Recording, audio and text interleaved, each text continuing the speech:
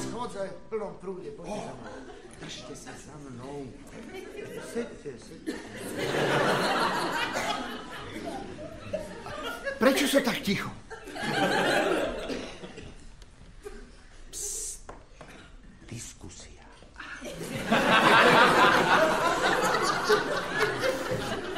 Prezenčku, kto má prezenčku? Prezenčku. Čo je to? Prezenčku. Odkiaľ ju máte? Ju nosím stále do sebou. Už sa mám prihlásiť? Áno, lebo mám zdrhnú. Priatelia, neodchádzajte. Tuto kolega vám chce povedať pár slov o mimoriadne dôležitej akcii. Nie, nebojte sa. Nejaká brigáda. Keby niečo, tak sa nepoznáme. Tak, kolegovia, kolegyne, prihlásil som sa do diskusie na túto tému, pravda, radosť. Tak, musíme si robiť radosť stále, pravda, prišla jar, začali kvitnúť tie stromy. Nám všetkým pre radosť to už vedia, tie puky. Ten puk vie, že bude čerešňa, ten zase rýbezľa.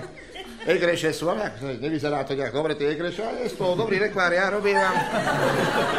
Džem sa to volá, džem. A z rýbezlí dá sa spraviť aj víno. Ale to treba prepasírovať na to pasírovadle. Mám takú drevenú rúčku. Čo je? Prečítajte to, čo ste mi nadiktovali. Čo vy ste písali.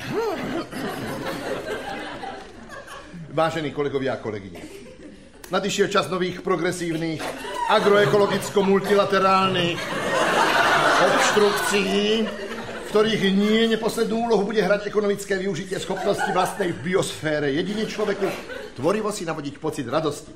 Radosť je jeden z najstarších výdobytkov ľudskej civilizácie a potrebuje priestor, ktorom by sa naplno vybúrila v oscilácii subjektu s objektívnymi danostami laxatívneho charakteru. Radosť má v živote každého jednotlivca nezastupiteľné miesto. Radujeme sa tak z dobrej úrody, ako aj z miernej klímy v našom podzemnom pásme. Radujeme sa z nerušeného pohybu našej planéty po jej eliptickej dráhe, ktorá patrí s celou našou ťažko skúšanou slnečnou sústavou, špirálovito sa pohybujúcim galaxiám. Ďakujem za pozornosť.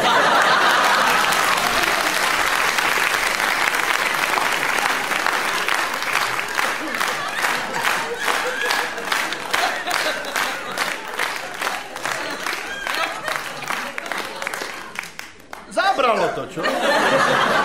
Krásne ste to povedali. Tak ľudsky, tak prosto, aby tomu porozumel aj kandidát vied. Pozrite sa, ako ste ich načali. Tam vzadu, tuším, aj plačú. A títo vpredu sa mi zdajú, aký si nenačatý, že by sme ich načali. Víte čo, prehovorte do miestneho rozhlasu, kým je čas. Haló, čo sa stalo, kuriat? Ale...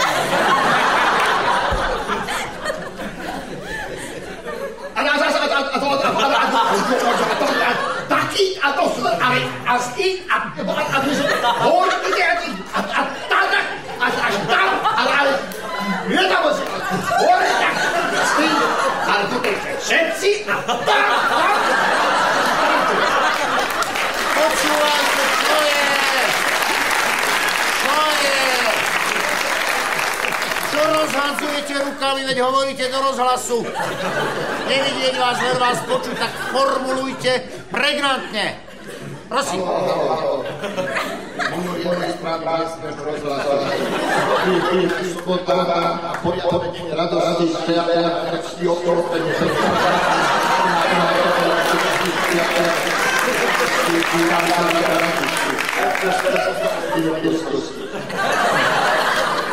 Ja vám poviem, tento miestny rozhlas, to vám je mocná zbraň. A na druhý deň ráno, aby som si to celé poistil, postavil som sa v podniku rovno na vrátnicu. Dobré ránko, počúvali ste miestny rozhlas, to som bol ja. Počkajte, neutekajte ľudia, ešte to chcem doplniť. Dobré ránko, počúvali ste miestny rozhlas? Áno, aj guláš bude, párty, všetko som vybavil. Počkajte, neutekajte ľudia. Dobré ráno, slečná, čo robíte v sobotu? A tak som to nemyslel. Dobré ránko, prídete? Hej, ty malý na bicykli, prídeš tiež? Čože? Aj vo Vietname to máte? No však dobre, no.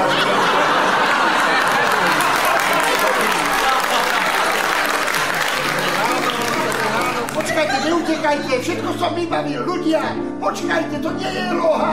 To ja z vlastnej iniciatívy. Zadarmo!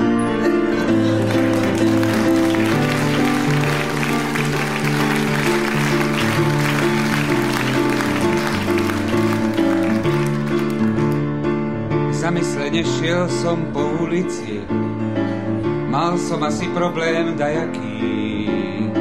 A v tom sa ma spýtal malý chlapec, či sa ešte dejú zázraky. Možno som mu mal povedať pravdu, možno by ju chlapec pochopil, ale ja som rozpačito mlčal. Jednoducho nemal som dosť síl. Na čo mu hneď z čerstva vešať na nos zázrak, že je iba preľud klam. Napravdu má chlapec fúru času, keď vyrastie, príde na to sám. Je to zvláštne, každý muž je taký, neverí na ženy neverné, ale občas verí na zázraky, a tak mu tú vieru neberme. Ak aj na vás na ulici chlapec uprie ten svoj zasnívaný zrak, povedzte mu bez zbytočných rečí, ja tu práve čakám na zázrak. Presne taká odpoveď je správna, znie tak reálne a pravdivo. Chlapec počká na ulici za vás a vy môžete ísť na pivo.